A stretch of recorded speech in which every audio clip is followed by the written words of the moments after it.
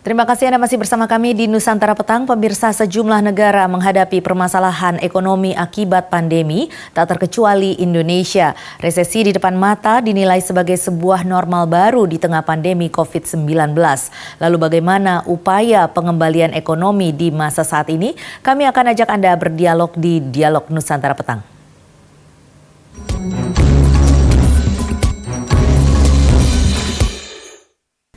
Dan pemirsa, sudah hadir bersama saya saat ini anggota Komisi 6 DPR RI dari fraksi PDI Perjuangan, Sondang Tiar Deborah Tampu Bolon. Selamat sore Ibu Sondang. Halo, selamat sore Mbak Tasya. Iya, Ibu, ini kita sebentar lagi kan sudah memasuki masa resesi. Ini bagaimana menurut Anda kondisi Indonesia menghadapi resesi saat ini? Ya, jadi seperti yang sudah diramalkan oleh beberapa ekonom dan kita juga dari DPR sudah memprediksi bahwa Indonesia akan memasuki sama seperti negara-negara lainnya, terutama negara-negara tetangga kita di Asia, bahwa kita pasti akan memasuki masa resesi. Tergantung, it's a matter of time aja. Nah, kemarin kalau di kuartal pertama kita masih tumbuh sebesar 3%, tetapi yang di kuartal kedua sudah langsung minusnya minus 5%. Nah, ini nanti September diprediksi juga, kemarin Menteri Keuangan Ibu Sri Mulyani juga menyatakan bahwa akan memasuki kita sebesar pertumbuhan sekitar minus 3%, artinya 2 kuartal berturut-turut dan kita akan dinyatakan sebagai negara yang mengalami resesi ekonomi. Nah, tetapi sebenarnya Bu Tasya, resesi ekonomi bukanlah akhir dari semua perjalanan perekonomian negara kita.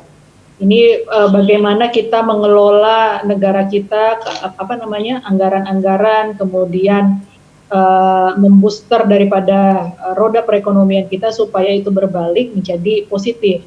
Nah, saya juga masih belum begitu melihat sebenarnya dari pemerintah langkah-langkah yang cukup signifikan untuk memperbaiki ini karena masih belum adanya sinergi yang cukup berarti di antar kementerian-kementerian, baik satu itu di antar kementerian yang mungkin tidak saling terkait ataupun yang masih beririsan, masih belum ada sinergi yang cukup berarti, dan juga bagaimana koordinasi antara pemerintah pusat dan dengan pemerintah daerah, karena terlihat sekali bagaimana ketika DKI kemarin melakukan kebijakan kembali PSBB ketat di akhir September ini sampai dengan diperpanjang di awal Oktober, pemerintah pusat langsung terlihat against begitu ya, berlawanan, bertentangan. Nah, ini artinya tidak ada koordinasi yang cukup baik antara pemerintah pusat dan pemerintah daerah. Nah, ini harus disikapi dengan benar-benar hati-hati, dengan benar-benar baik oleh pemerintah, terutama oleh Presiden, karena once ketika tidak ada satu koordinasi yang baik antar kementerian lembaga, antar pemerintah provinsi dan pemerintah pusat dengan pemerintah daerah, nah disitulah nanti bagaimana ini perekonomian kita ke depannya akan lebih baik begitu ya. Bagaimana kebijakan untuk memperketat PSBB yang diambil oleh Pemprov DKI Jakarta, mengingat Jakarta ini merupakan ibu kota, bagaimana dampak perketatan PSBB ini terhadap perekonomian saat ini? Ya, jadi kalau kita melihat kemarin pada saat Gubernur Anies saja baru berencana mewacana mau mengumumkan PSBB, langsung IHSG itu kan langsung merah semuanya. Dan ketika dilakukan PSBB, ya kita lihat sekarang yang tadinya sudah mulai bergerak ekonomi, tetapi karena ketidakdisiplinan semua lapisan masyarakat, saya tidak mau mengatakan lapisan masyarakat yang mana, tetapi kita semua bertanggung jawab. Akhirnya kasus COVID makin naik lagi, jumlah yang terpapar makin naik, ya jumlah meninggal juga naik, walaupun yang sembuh pun juga tetap naik. Nah, ini kan sangat mengganggu sekali dan artinya ada ketidakpastian dalam hal melakukan usaha yang berakibat kepada perekonomian negara kita. Nah, saat ini kita harus harus bisa melihat bahwa perekonomian Indonesia saat ini sangat didukung oleh bagaimana pergerakan dari dunia usaha. Dunia usaha tentu saja membutuhkan satu kepastian, jangan hari ini bicaranya oke, kita boleh jalan, tetapi 2 minggu lagi PSBB ketat, itu kan sesuatu yang tidak bisa mengganggu sekali bagaimana rencana-rencana kerja, tidak bisa sustainability gitu. Nah itu kalau ada satu ketidakpastian seperti itu, saat ini memang walaupun pemerintah sudah memberikan kebijakan-kebijakan terhadap relaksasi atau stimulus terhadap dunia usaha, tetapi kita melihat bahwa demand daripada di negara kita saja itu masih belum bisa naik, begitu. Konsumsi belum bisa naik, yang berakibat ya masih belum bisa tumbuh. Nah, kalau kita lihat lagi apakah demand di luar cukup banyak, ternyata tidak juga sama-sama ini. Tapi bagaimana ini harus konsisten, jangan hari ini PSBB ya, terus kemudian hari ini kita jalan, tetapi 2 minggu atau 1 bulan lagi stop lagi. Nah itu kan membuatkan satu ketidakpastian begitu ya. Iya, dari kemarin itu pemerintah sudah mengambil beberapa kebijakan untuk mengeluarkan stimulus yang mendorong perekonomian. Nah, ini kira-kira bagaimana dampak dari stimulus ini terhadap kemajuan perekonomian saat ini? Apakah cukup efektif hingga saat ini evaluasinya, Bu? Ya, kalau kami melihat di DPR, stimulus-stimulus yang diberikan oleh pemerintah, kemudian kebijakan-kebijakan yang dituangkan melalui Perpu nomor 1 yang sudah disahkan oleh DPR menjadi Undang-Undang nomor 2 tahun 2020, sebetulnya itu hanya memperpanjang nafas sampai dengan saat ini. Di mana ada relaksasi pajak di sana, kemudian kemudahan-kemudahan untuk melakukan ekspor impor bahan-bahan yang memang tidak dapat diproduksi saat ini di dalam negeri, itu masih bisa untuk memperpanjang nafas. Tetapi sampai hari ini sudah 6 bulan, kelihatannya dunia usaha sekarang sudah mulai menggap-menggap lagi. Kita tidak tahu sekarang seperti apa memang sampai kapan pandemi COVID-19 ini selesai. Yang pasti memang kita saat ini dunia usaha sangat menunggu-nunggu sekali vaksin dari COVID-19. Nah, kemarin pemerintah juga bersama dengan Kementerian BUMN di BUMN Bio Farma menyatakan bahwa vaksin COVID-19 ini kan sudah akan segera diproduksi paling cepat Desember 2020 atau paling lambat awal Januari 2021. Nah, ketika nanti vaksin COVID-19 ini bisa diproduksi dan diimplementasikan ke seluruh masyarakat Indonesia, kita harapkan ini bisa berangsur-angsur roda perekonomian mulai pulih, walaupun memang pasti tidak bisa sekaligus semuanya. Yang pasti adalah bagaimana kita bisa mendapatkan kepercayaan baik di dalam domestik kita sendiri maupun di luar negeri. Karena dengan penanganan COVID-19 saat ini oleh pemerintah, kita mendapat satu rapot merah dari pihak luar, dunia internasional, bahwa ada banyak negara-negara yang akhirnya tidak mengizinkan warga negaranya untuk berkunjung ke Indonesia, pun sebaliknya warga negara Indonesia tidak bisa berkunjung ke negara-negara yang sudah akhirnya membuat Indonesia menjadi negara yang merah atau darurat COVID-19. Nah, dengan adanya nanti kepercayaan publik atau internasional juga terhadap Indonesia, kita harapkan bagaimana dunia internasional bisa kembali ke Indonesia, dan sektor-sektor yang terdampak terutama saat ini adalah pariwisata ya. Ini sangat terasa sekali dengan bagaimana tidak ada satupun yang wisatawan baik dalam domestik maupun luar negeri itu masuk. Devisa dari pariwisata ini kan cukup besar gitu ya. Jadi sangat-sangat mempengaruhi pendapatan negara, baik itu dari pendapatan pajak maupun bukan pajaknya. Dan hal-hal lain. Jadi sebenarnya tidak hanya pariwisata, mungkin kita melihat bahwa saat ini yang mati gitu ya pariwisata, tetapi ada banyak hal-hal lain seperti misalnya sektor properti. Ya, industri manufaktur juga turut terdampak. Kemudian lagi manufaktur itu lebih terdampak. Kemudian ke pertambangan. Pertambangan masih bisa menambang, tetapi demand-nya saat ini baik di dalam negeri maupun di internasional semuanya menahan memproduksi karena memang demand-nya tidak ada. Seperti misalnya manufaktur, mereka membutuhkan barang-barang seperti besi, nikel dan lain sebagainya, tetapi kan tidak ada demand mau produksi. Nanti kalau mau produksi siapa yang mau beli begitu kan?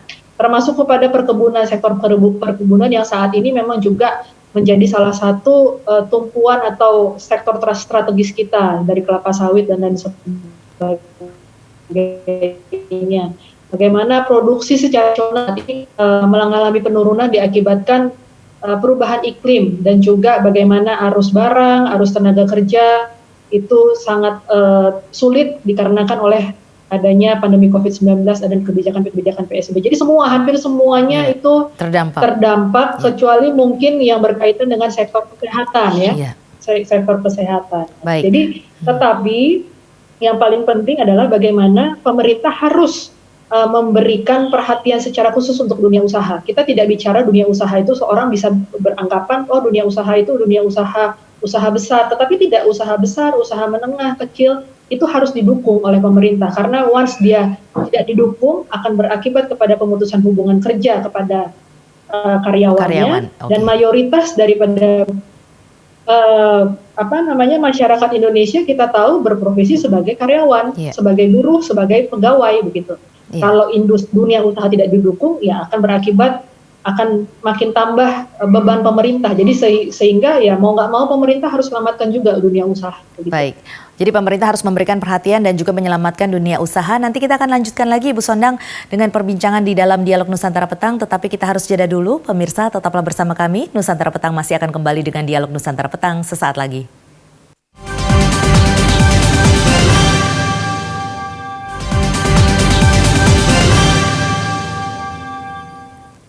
Anda kembali di Nusantara Petang dan kita masih berdialog di Dialog Nusantara Petang dengan anggota DPR RI Komisi 6 Fraksi PDI Perjuangan Sondang Tiar Deborah Tampu Bolon dengan topik bagaimana Indonesia menghadapi resesi. Ibu Sondang, tadi Anda mengatakan bahwa pemerintah harus memperhatikan dunia usaha dan selama ini memang sudah ada perhatian yang diberikan oleh pemerintah dengan adanya program pemulihan ekonomi nasional seperti memberikan stimulus dengan adanya relaksasi pajak, kemudian restrukturisasi kredit dan sebagainya. Tetapi bagaimana Anda melihat pengaruh dari penerapan protokol kesehatan terhadap program pemulihan ekonomi nasional ini? Ya, jadi kalau untuk protokol kesehatan, penerapan protokol kesehatan, sebenarnya pemerintah juga sudah cukup, effortnya sudah cukup baik ya untuk dalam hal mensosialisasikan ke semua lapisan masyarakat, tetapi memang kita harus akui bahwa sense of crisis dari masyarakat Indonesia itu cukup kurang karena memang terdiri dari berbagai macam latar belakang, baik itu pendidikan, pengetahuan dan budaya. Nah, ini yang harus selalu digalakkan dan ditegaskan kembali oleh semua lapisan masyarakat bahwa dengan ataupun tanpa vaksin COVID-19, apabila kita tidak mempunyai sense of crisis tentang kesehatan, ya niscaya nanti mungkin akan muncul pandemi-pandemi atau COVID yang selanjutnya seperti itu. Jadi yang utamanya adalah itu. Nah, tadi yang saya sampaikan bahwa pemerintah sudah cukup baik dalam hal pemberian relaksasi ataupun stimulus-stimulus terhadap dunia usaha, walaupun memang saat ini memang kondisinya adalah berlarut-larut. Kita tadinya berharap bahwa setelah pembatasan sosial berskala besar selesai, kasus COVID-19 turun, kita sudah mulai bisa bergerak kembali, ternyata tidak begitu ya. Dan selain daripada itu juga dari kebijakan moneternya, pemerintah juga sudah melakukan tingkat penurunan suku bunga Bank Indonesia atau BI 7 Days Reverse Repo itu bertahap dari 6%, 5,5%, 5% sampai dengan sekarang akhirnya menjadi 4%. Dan itu cukup sebenarnya membantu sekali, akan tetapi memang ini belum dirasakan sepenuhnya oleh dunia usaha. Kenapa? Walaupun BI 7 Days Reverse Repo ini sudah diturunkan oleh Bank Indonesia, tapi suku bunga commercial banknya sendiri belum ikut turun gitu. Ketika sudah turun ke 4%, masih ada yang 8%, 9%, bahkan di atas 10%. Ini tidak sampai, jadi trickle down efeknya itu belum terasa pada dunia usaha, baik itu usaha kecil, menengah maupun usaha-usaha besar. Dengan adanya penurunan suku bunga ini membuat bagaimana pengusaha-pengusaha atau dunia usaha para wira swasta bisa cukup meningkatkan daya saing pengeluaran-pengeluaran yang memang harus bisa direlaksasi. Nah, oleh karena itu kami juga di DPR mengerti karena memang tidak semua perbankan itu fundingnya dari Bank Indonesia, ada dari sumber-sumber lain. Oleh karena itu di DPR kami juga berinisiasi untuk melakukan revisi Undang-Undang Bank Indonesia beserta juga dengan LPS dan KSSK. Dan ini kami berharap bagaimana dengan ada perubahan ini, penguatan dari Bank Indonesia sebagai bank sentral, diharapkan nanti bisa memperkuat sistem perbankan nasional kita sehingga tadinya yang sudah turun suku bunga Bank Indonesia, perbankan secara umum itu tidak takut-takut untuk menurunkan suku bunganya yang berakibat nanti kepada gagalan bayar oleh para pengusaha, kan itu sekarang ini kan itu para pengusaha ini bagaimana mengatur cash flow dan lain sebagainya, penjualan tidak terlalu naik, dia tetap harus bayar kewajiban tetap seperti karyawannya dan juga kewajibannya terhadap pihak-pihak ketiga dan lain sebagainya. Kalau gagal bayar akhirnya nanti akan berdampak sistemik begitu. Nah ini yang kita harapkan, bagaimana kebijakan moneter pemerintah juga tetap harus kuat begitu, Bu Tasya. Jadi kira-kira ke depannya ini apa yang harus dilakukan pemerintah, karena seperti kita ketahui saat ini vaksin juga belum ditemukan, dan ini jika beberapa pihak juga meramalkan baru akan diatasi pada tahun 2022 begitu. Ini kan artinya masih ada jangka waktu yang cukup lama, rentang waktu yang cukup lama. Apa yang harus dilakukan ke depannya oleh pemerintah? Ya, jadi memang seperti yang memang sudah kita ketahui kan nggak ada yang siap ya. Seperti misalnya di China aja, mereka sudah melakukan lockdown sampai beberapa lama, ternyata masih ada juga kasus COVID-19 naik kembali. Di Korea Selatan sama juga seperti itu. Bahkan di Singapura juga sama, apalagi di Amerika yang notabene negara adidaya begitu ya. Kita tidak bisa semata-mata akhirnya kita lockdown atau bagaimana, ya tetap memang harus seperti ini, pembatasan sosial berskala besar, tapi masyarakat itu harus benar-benar disiplin. Kalau tidak disiplin sama sekali ya memang sulit gitu loh. Dan yang harus kita ingat lagi bahwa negara kita ini adalah jumlahnya 267 juta, berbeda dengan negara-negara seperti yang di Eropa yang mungkin jumlahnya seperberapanya Indonesia begitu ya. Jadi penanganannya pun juga akan sangat berbeda dengan di Indonesia dengan yang di negara-negara Eropa. Nah, oleh karena itu kita harapkan sekali memang vaksin ini agar segera ditemukan, tetapi pemerintah juga harus sebagaimana mungkin untuk mengelola kebijakan-kebijakan baik itu fiskal maupun moneter agar usaha-usaha yang strategis itu masih tetap bisa kuat berjalan, sehingga tidak menimbulkan efek yang lebih besar lagi. Kalau produk-produk strategis kita tidak didukung dan akhirnya ikut tumbang, itu kan akan membuat efek domino, efek domino lagi begitu. Akhirnya tetap yang tadinya produk-produk strategis ini bisa mendukung untuk pemulihan ekonomi nasional ternyata ikut tumbang. Oleh karena itu kita harapkan bagaimana kita sangat support sekali ketika pemerintah melihat industri kelapa sawit mengalami penurunan produksi dan lain sebagainya.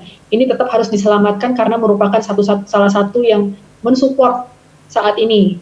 Baik. Bagaimana caranya? Dengan bagaimana pembangkitan EBT dari biofuel B30, B50, B100 itu terus diteruskan supaya jangan sampai ini rontok. Ketika ini rontok yang merupakan salah satu pilar penyokong atau pendukung dunia, gitu ya. Ya, dan itu akan membuat lebih parah lagi. Kalau seperti pertambangan saat ini, bagaimana apakah batu bara, apakah nikel yang saat ini menjadi primadona di Indonesia karena akan terjadi